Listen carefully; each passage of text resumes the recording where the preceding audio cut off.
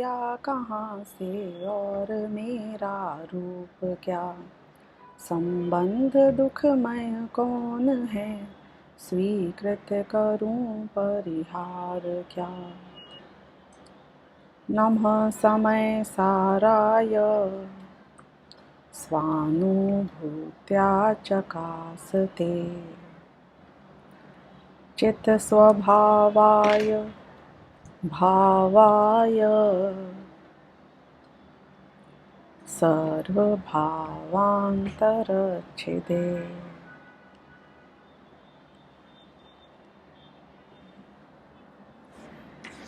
समय सार परमागम की 11वीं गाथा की चर्चा हमने पिछले लेक्चर में की है। आज 12वीं गाथा की चर्चा होगी। 12वीं गाथा बहुत ही इंपॉर्टेंट और माइलस्टोन गाथा है, इस अपेक्षा से भी क्योंकि पहली 12 गाथाओं में पूरे समय सार का सार एक तरीके से आ जाता है। यानी कि यदि आप पूरा समय सार पढ़ लेते हैं और आपको पूरी समय सार की विषय वस्तु एक बार हमारे दिमाग में वापस फ्रेश हो जाए, एक ट्रेलर की तरह वापस सब कुछ याद आ जाए, वो समराइज्ड वर्जन, जिसे शास्त्रीय भाषा में कहते हैं संक्षिप्त रुचि वाले शिष्यों के लिए। संक्षिप्त रुचि यानी जो ब्रीफ में, समरी में, शॉर्ट में बात को पूरा ग्रहण कर लेते हैं, उन लोगों के लिए पहली 12 गाथाएं ही इनफ है। देखो, पहले के जमाने में वैसे भी लिखित रूप से शास्त्र तो थे ही नहीं। षटघंटागम और समय सार, इनसे तो लिखित रूप में शास्त्र की परंपरा शुरू हुई है। और दूसरी एक बहुत बड़ी मजबूरी हमारे साधुओं की ये भी होती है कि उन्हें तो अपरिग्रही है और जंगल में बस एक पीछे और कमंडल और उसके अलावा सिर्फ एक ज्ञान का साधन शास्त्र रखना अलाउड होता है। अब वो शास्त्र जितना छोटा होगा, जितना ब्रीफ में, सूत्र तरीके से, यानी कि बहुत ही शॉर्ट में, कॉम्प्रिहेंशन में उसमें चीजें लिखी होंगी, उतना उनके लिए, रेफरेंस के लिए इजी होगा। दूसरा, 415 गाथाएं तो जितने जीवों को याद रहें उतनी रहेंगी, लेकिन रोज मुझे पूरी विषय वस्तु को यदि एक बार समझ लेना है तो 12 गाथाएं तो हर व्यक्ति याद कर ही सकता है ना। तो पूरे समय सार की विषय वस्तु इन 12 गाथाओं में पूरी समाहित हो जाती है। 11वीं और 12वीं गाथा में निश्चय और व्यवहार का स्वरूप, उनका प्रयोजन, उनका औचित्य और उनका क्या स्टेटस, किस रूप में हमारे जीवन में होना चाहिए, ये पूरा आ चुका है। 11वीं गाथा में उन्होंने साफ साफ कह दिया कि जो निश्चय है वो ही भूतार्थ है और जो व्यवहार है वो अभूतार्थ है, और जो भूतार्थ की शरण ग्रहण करता है, उसका आश्रय लेता है, वो ही सम्यक दर्शन की प्राप्ति कर सकता है। अब जब इतनी स्ट्रांगली इस बात को आचार्य कुंदकुंद ने स्थापित किया, तो सहज ही जो अबोध शिष्य हैं उनको ऐसा लगता है कि अच्छा, मतलब निश्चय सही है ना, यही कह रहे हो ना आप, मतलब व्यवहार अभूतार्थ है, यही कह रहे हो ना, सम्यक दृष्टि होना है तो निश्चय का ही आश्रय लेना है, यही कह रहे हो ना। तो जैसे ही ये बात करते हैं तो हमें लगता है कि व्यवहार ऐसा झूठा है, ऐसा अभूतार्थ है, व्यवहार की विषयभूत वस्तु का अस्तित्व ही नहीं है। तो शिष्य को लगता है कि सारे व्यवहार को त्याग देना चाहिए। अब हुआ खतरा शुरू। क्यों? क्योंकि शुद्ध इसे प्राप्त हुआ नहीं है। शुभ को अभूतार्थ मान लेगा व्यवहार के नाम पर, तो क्या करेगा, कहां जाएगा? ये तो आप लोग जानते ही होंगे कि जितने भी संसारी जीव हैं वो शुभ और अशुभ परिणाम के बीच में डोलते रहते हैं। जैसे कि हमारे जो छठे सातवें गुणस्थानवर्ती मुनिराज हैं, वो हर अंतर मुहूर्त में शुभ और शुद्ध के बीच झूलते हैं। ऐसा मोटा मोटी कहते हैं कि 1/3 शुद्ध में रहते हैं, 2/3 शुभ में रहते हैं। मोटा मोटी मतलब टोटल 24 आवर्स का यदि आप एग्रीगेट करोगे तो ऑफ कोर्स कंटिन्यूअसली तो अंतर मुहूर्त नहीं हो सकता है, क्योंकि एक बार भी हो गया तो मोक्ष हो जाता है प्राप्त। तो जैसे छठे सातवें गुणस्थानवर्ती मुनिराज शुभ और शुद्ध उसके बीच में झूलते रहते हैं, संसारी जीव शुभ और अशुभ के बीच में झूलते रहते हैं। देखो, एक बहुत सिंपल सा रूल है, कोई भी एक जीव अगर कंटिन्यूअसली चाहे शुभ में, चाहे अशुभ में और चाहे शुद्ध में कंटिन्यूअसली यदि अंतर मुहूर्त तक कंटिन्यू कर जाता है तो अब वो अनंत काल तक उसी में रहेगा। अब जो ये शुभ और अशुभ हैं, ये तो हैं विकारी भाव, और जो विकारी भाव होते हैं वो टिकेंगे कैसे?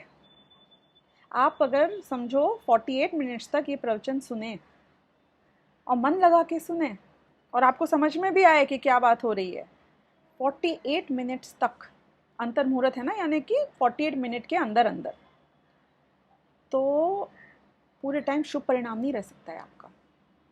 एक बार एक स्प्लिट सेकेंड के लिए ही हो सकता है, लेकिन आपके परिणाम कोई अशुभ में चले जाएंगे। कोई, मैंने उदाहरण दिया, कोई बात करी, कहीं भी दिमाग चला जाएगा और वापस लौट के आ जाएगा, वो पॉसिबल है। लेकिन ऐसा होता है,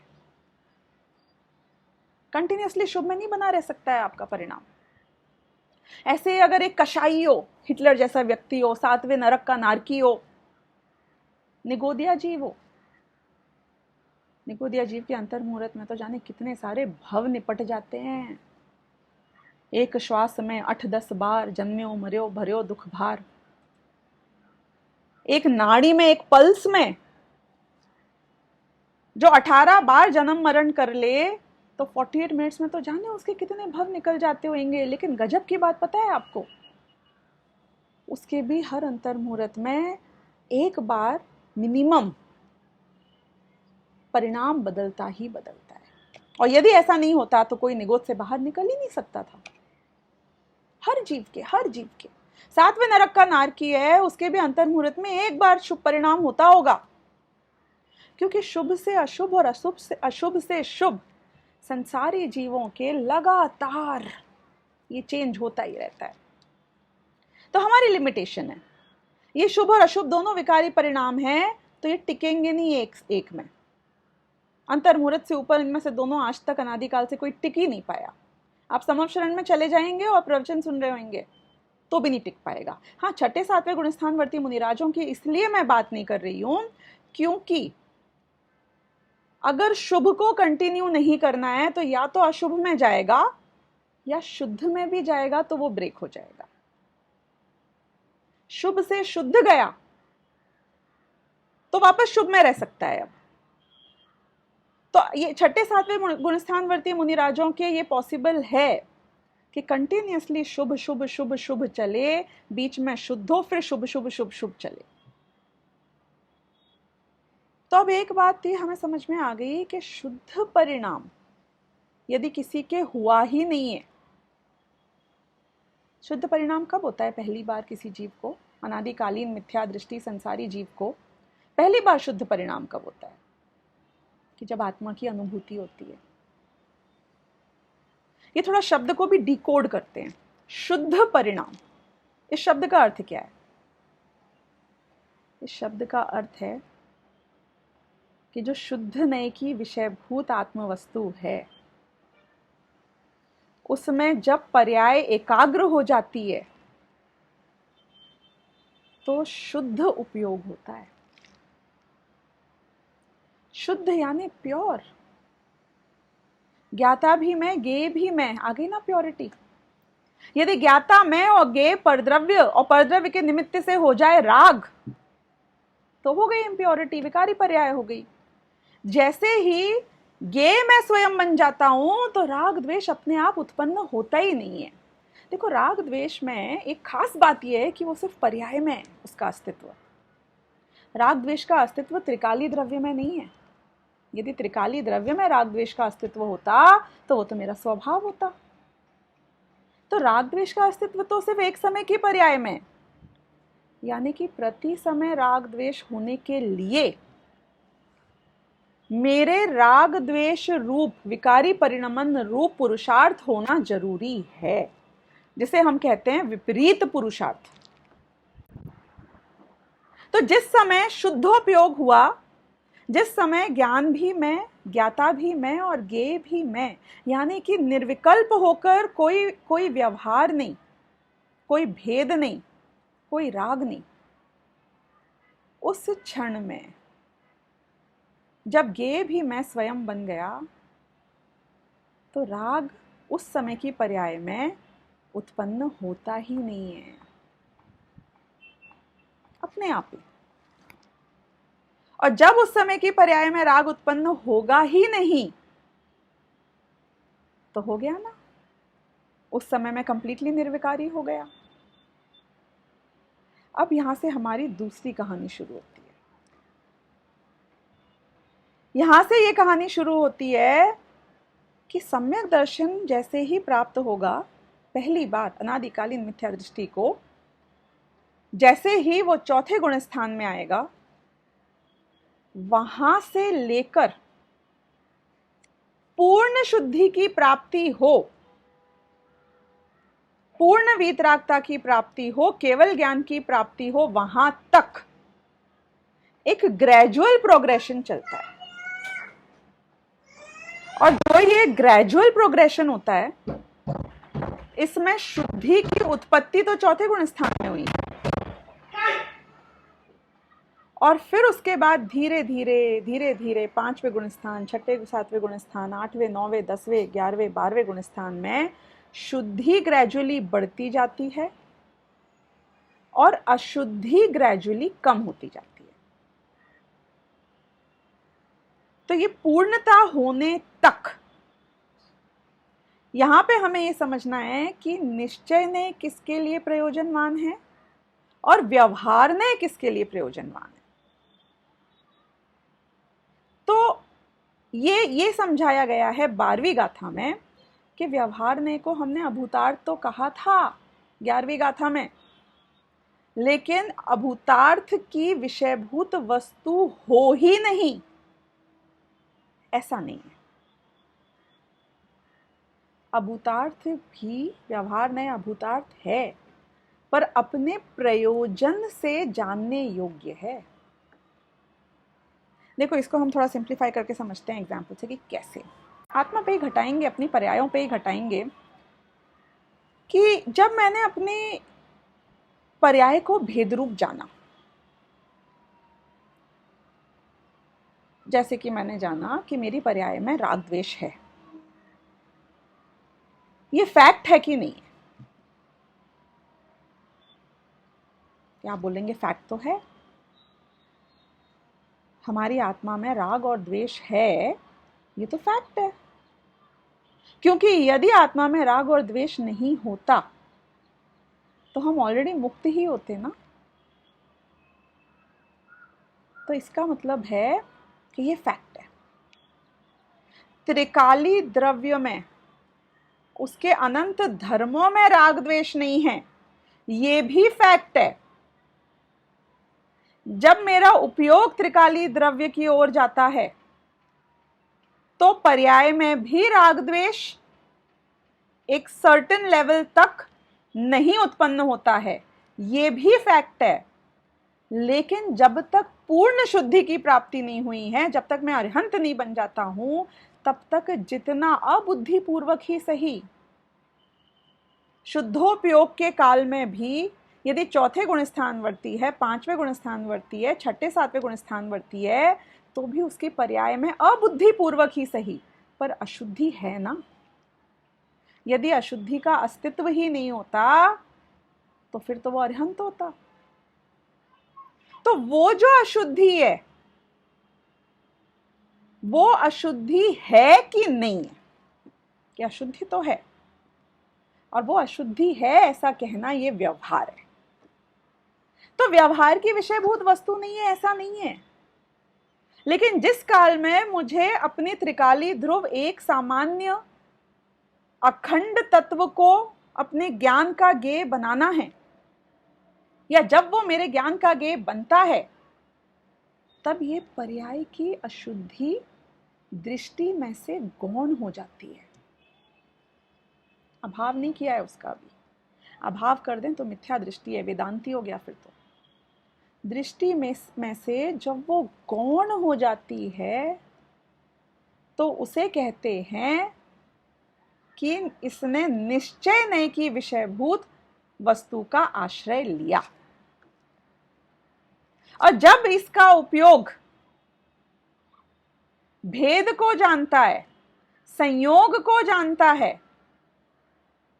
तो ये व्यवहार है, तब इसे व्यवहार कहते हैं। तो अब क्वेश्चन क्या आया, देखो ये बहुत गहरी गाथा है और इसको हमें बहुत ही क्या कहें, बहुत ही पैनी दृष्टि से समझना होगा।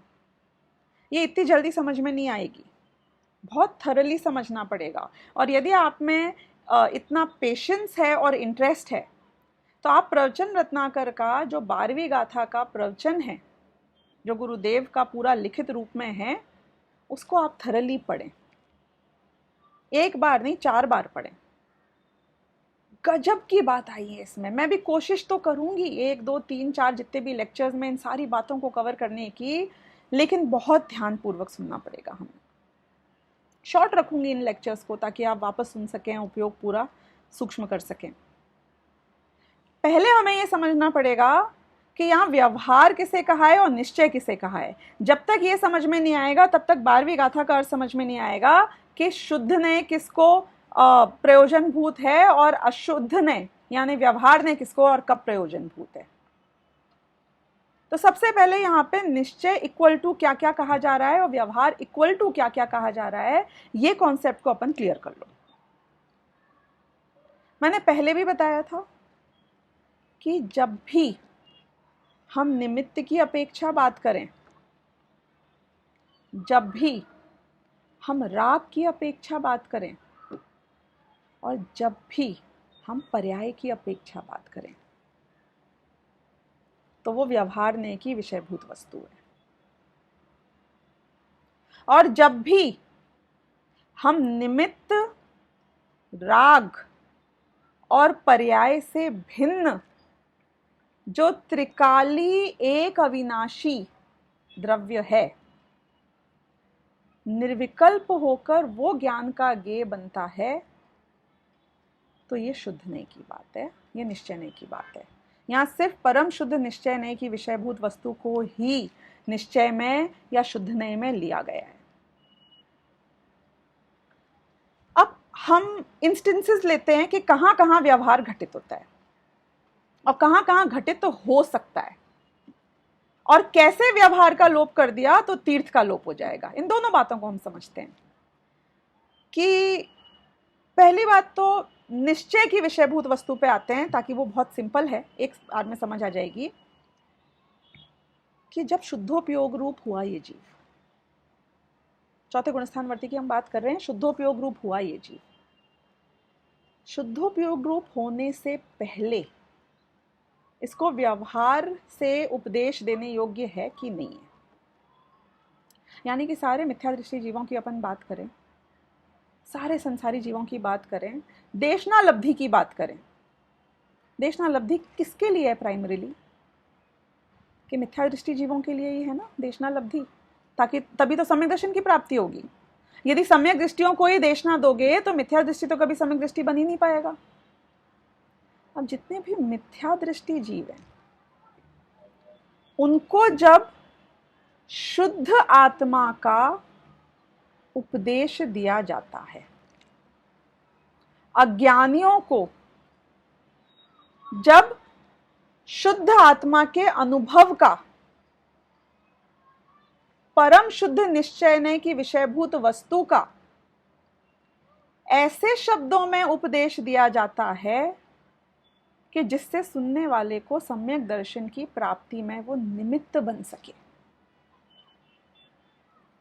तो व्यवहार उन जीवों को प्रयोजनवान है। व्यवहार से ऐसे जीव उपदेश देने योग्य हैं। ये तो क्लियर हो गया बहुत इजीली हमको।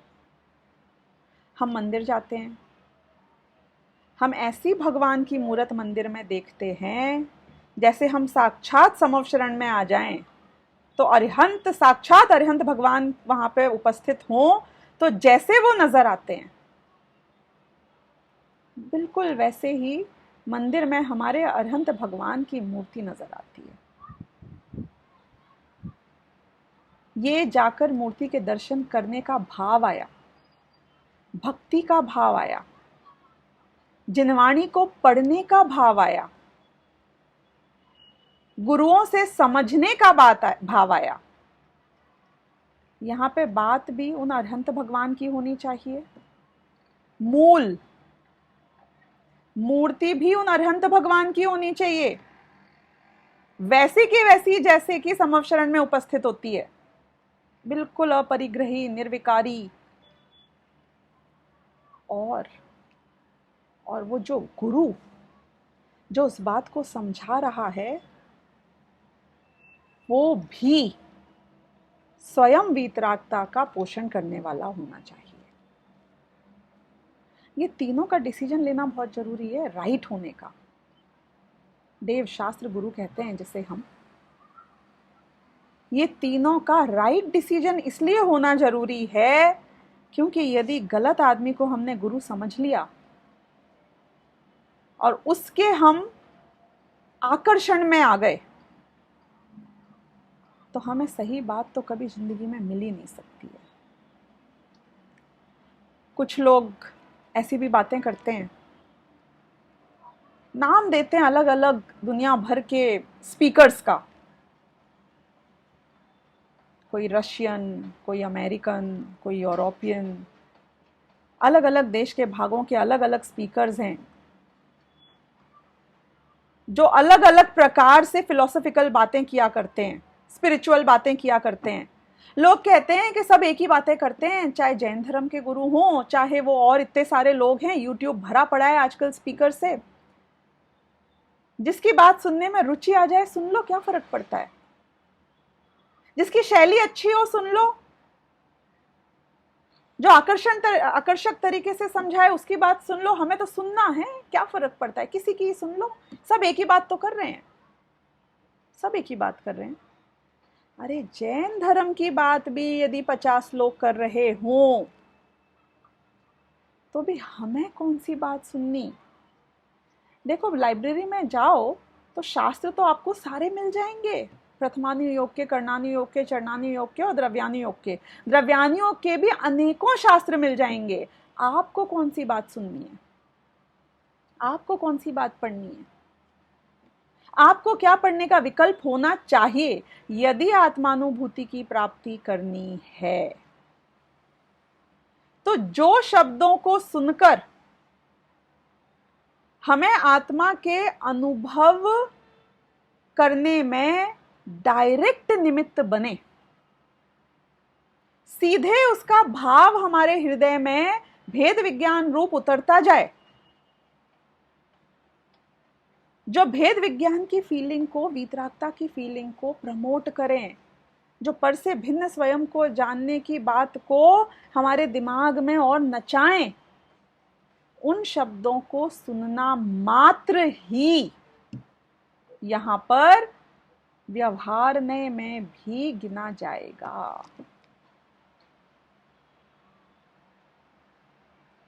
वैसे तो एक बात बता रही हूं, जिसको सम्यक दर्शन हो जाए ना, उसको जो देशना मिली वो व्यवहारने से प्रयोजनभूत कहलाएगी। जिसको सम्यक दर्शन की प्राप्ति ही ना हो उसको वो देशना व्यवहाराभास कहलाएगी।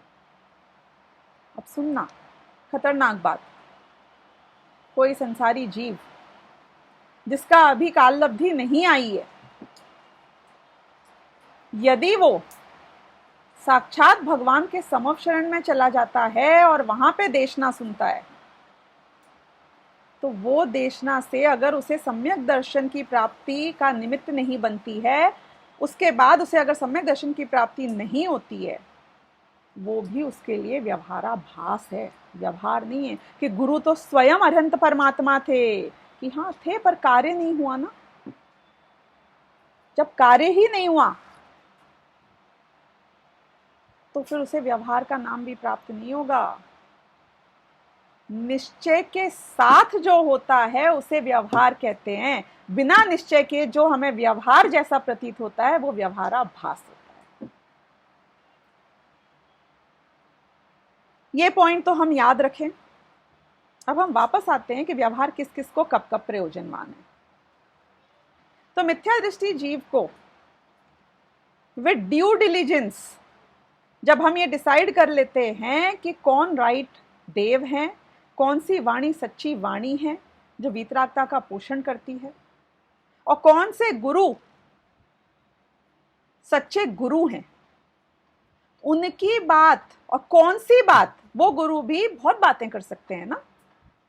आचार्य कुंदकुंद ने भी चरणानियों की विषयभूत बात भी करी, कर्णानियों की विषयभूत बात भी करी, लेकिन उनके भी वही शब्द, वो ही बातें जो भेद विज्ञान में निमित्त हो, डायरेक्ट हमारे, जिन शब्दों को सुनकर हमारा उपयोग अंतरंग में उन शब्दों को छोड़कर उस विषयभूत वस्तु को जानने में एकाग्र हो जाए, वो शब्द, वो व्यवहार से देशना देने योग्य हैं। उसे व्यवहार का नाम प्राप्त होगा, क्योंकि मिथ्या दृष्टि जीव उसको सुनता है तो उसे सम्यक दर्शन की प्राप्ति हो जाती है। अब सेकंड लेवल पे सम्यक दर्शन की प्राप्ति तो हो गई, अब इसे व्यवहार प्रयोजनवान है कि नहीं है। कि अभी श्रद्धा पक्की हो चुकी है, लेकिन ज्ञान अभी भी अल्प ज्ञान है, पर्याय अभी भी अधूरी है, और जो अधूरी पर्याय को विषय करता है वो भी व्यवहार में है।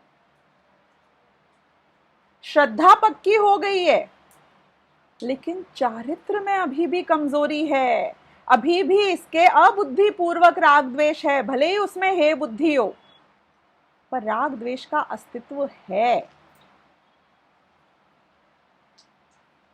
चौथे गुणस्थान से लेके 13वें गुणस्थान तक धीरे धीरे शुद्धता बढ़ती जाती है, अशुद्धता कम होती जाती है, लेकिन हर लेवल की शुद्धि अलग होती है और हर लेवल की अशुद्धि भी अलग होती है। घटती हुई अशुद्धि और बढ़ती हुई शुद्धि, इसके जो भेद ज्ञान में आते हैं, ये व्यवहारने का विषय है। तो हमें ये पता तो होना चाहिए ना कि हमारे साथ क्या हो रहा है, हम कहाँ हैं। और जब भी अशुद्धि ज्ञान का गेय बनती है, जब भी इस अशुद्धता को हम समझते हैं, तो ये व्यवहारने का विषय है, ये निश्चय का विषय नहीं है। निश्चय ने तो सिर्फ शुद्धोपयोग रूप है। तो जो उदाहरण यहाँ आचार्य अमृतचंद ने दिया इस 12वीं गाथा में, उन्होंने बोला कि जो 16 टंच का सोना होता है, जो एकदम प्योर सोना होता है, 99.995 प्योरिटी बोलते हैं शायद उसको, कि जो एकदम अंतिम पाक से उतरा हुआ शुद्ध सोना है।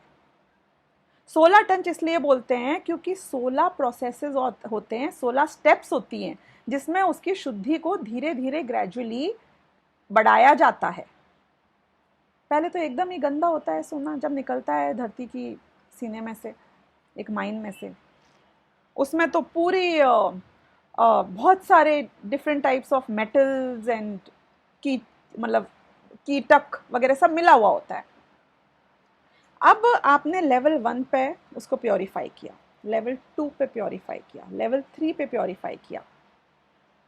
आपको ये जानना रेलिवेंट और प्रयोजनवान है कि नहीं है कि मैं अभी किस लेवल पे पहुंचा हूं।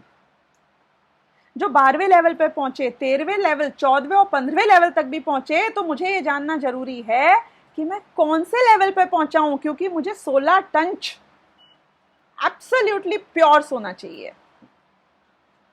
तो जब तक पूर्ण शुद्धि की प्राप्ति नहीं होती है, वो भेद जानना भी प्रयोजनवान होता है।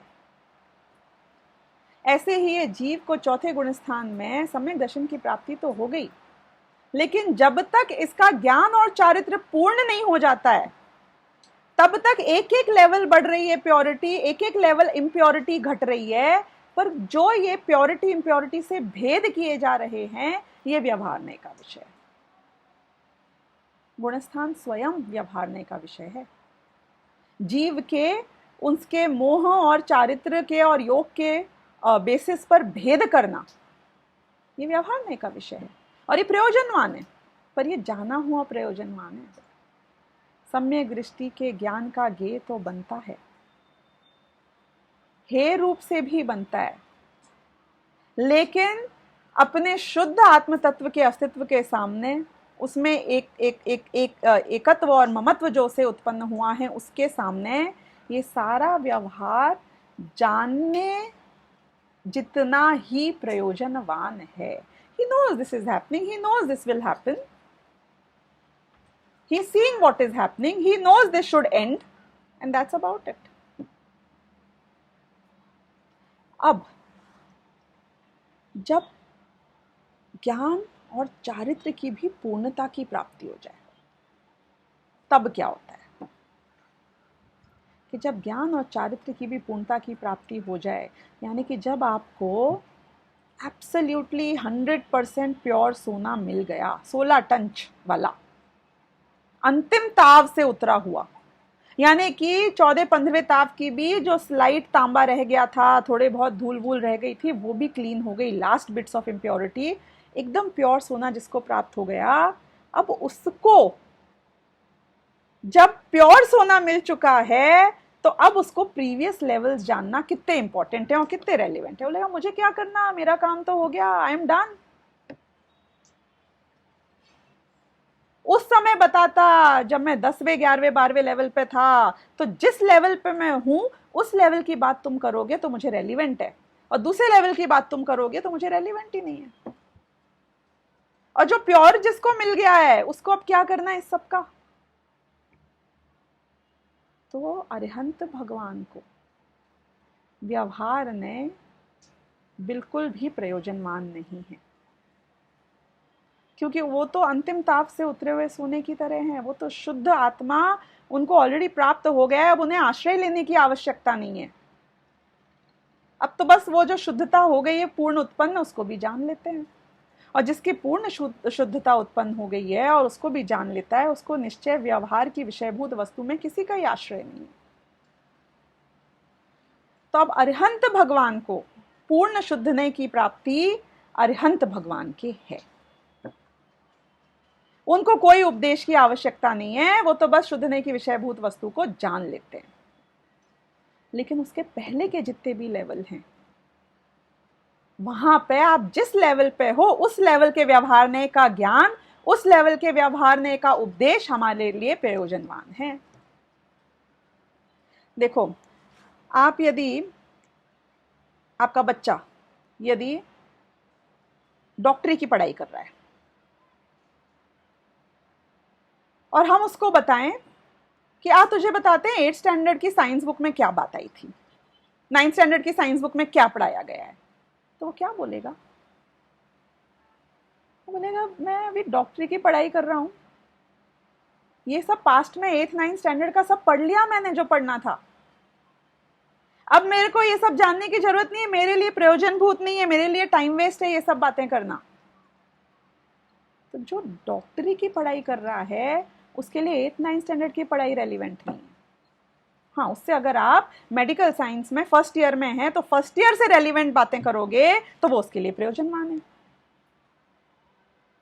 अब यदि कोई डॉक्टर बन चुका है और उससे हम बात करें कि ये मेडिकल की जो पढ़ाई होती है उसमें ये ट्रिक्स हैं एग्जाम को पास करने की, वो बोले मैं क्या करूं, मैं तो डॉक्टर बन गया हूं, मैं तो पास कर चुका हूं। यानी कि व्यवहार में भी आप किस लेवल पे हैं, उस भूमिका के योग्य जो व्यवहार है वो हमारे लिए जानने योग्य प्रयोजनवान है। वो भी जानने योग्य प्रयोजनवान है।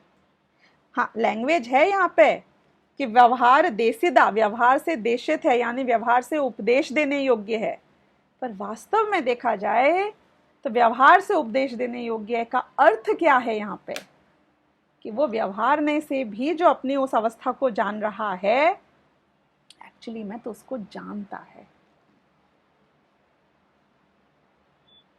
अब आप मतलब गजब की बात है, एक एक लेवल पे देखो कौन कौन सी बातें यहाँ पे व्यवहारने के स्कोप में आती हैं।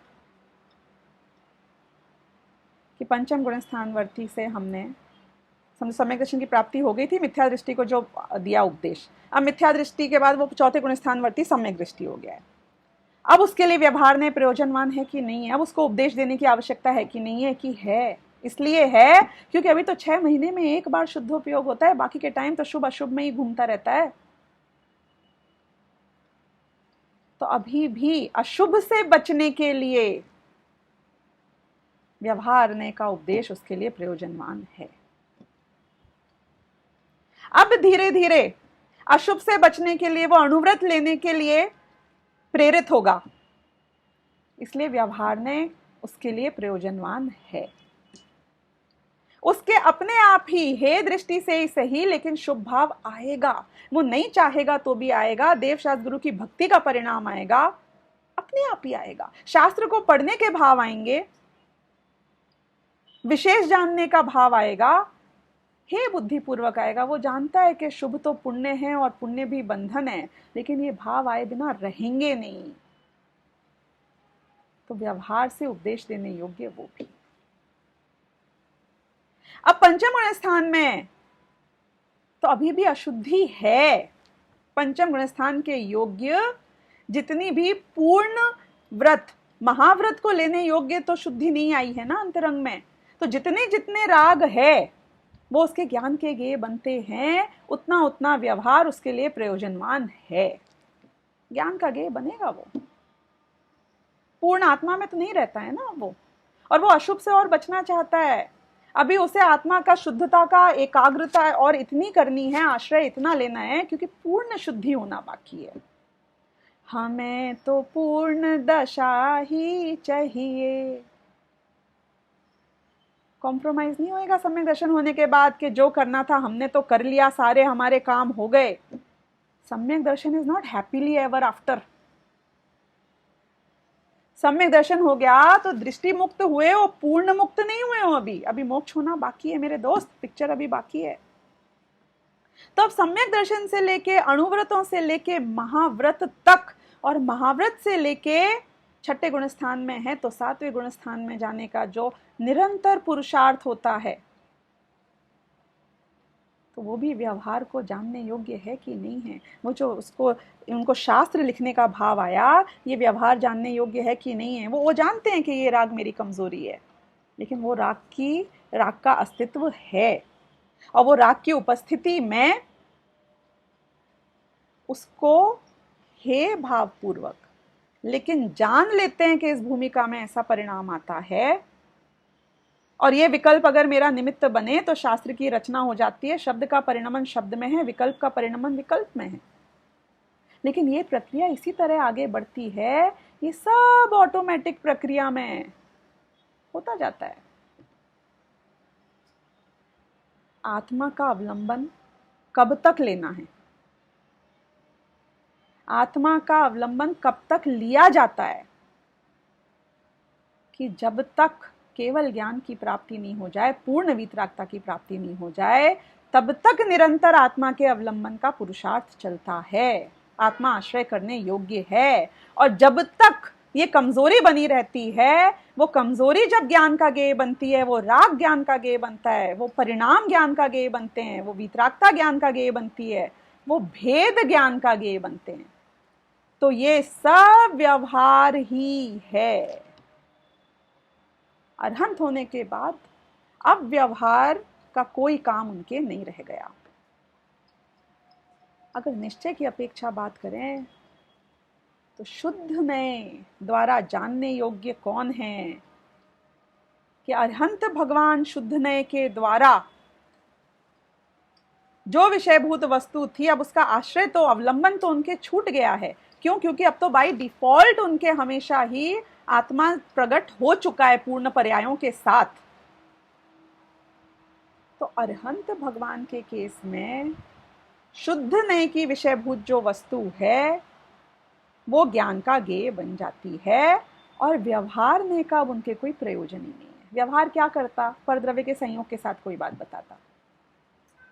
केवल ज्ञान में कोई जरूरत ही नहीं है कुछ बताने की। भेद करके आत्मा को बताता, केवल ज्ञान में भेद करके आत्मा को बताने की जरूरत ही नहीं है। उनके तो सब साक्षात हो गया ना, अब ज्ञान में आ गया, सब नजर आ रहा है, सब जानने में आ रहा है, 100% ज्ञान प्रकट हो चुका है।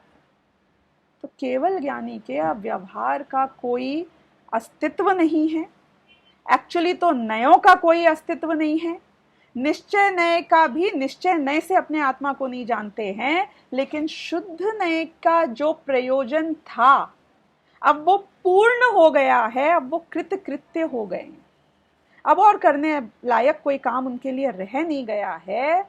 तो इसीलिए अब उनके निरंतर अनंत काल तक आत्मा का अपने आप बिना पुरुषार्थ किए अपने आप ही सदा अवलंबन रहता है, यानी कि आत्मा में ही एकत्व बुद्धि रहती है। और वो करते क्या है कि वो अपनी शुद्ध अवस्था को बस जान लेते हैं। तो ये व्यवहार और निश्चय का आइडियल बैलेंस है। ये अल्टीमेट बैलेंस है व्यवहार और निश्चय का। मैंने आपको ब्रॉडली इस गाथा का अर्थ एक हाई लेवल पे समझाने की आज कोशिश करी है। ध्यान से जितनी बातें आज बताई हैं इनके ऊपर आप एक बार और विचार करिएगा, और कल के लेक्चर में हम इसके आगे और इसकी गहराई को समझेंगे। सहजानंदी शुद्ध स्वरूपी अविनाशी हूँ आत्मस्वरूप। सहजानंदी शुद्ध स्वरूपी अविनाशी हूँ आत्मस्वरूप। सहजानंदी शुद्ध स्वरूपी अविनाशी हूँ आत्मस्वरूप। जावाणी के ज्ञान से सूझे लोकालोक, सोवाणी मस्तक नमो सदा देत हूँ लोक। 9 बार नमो।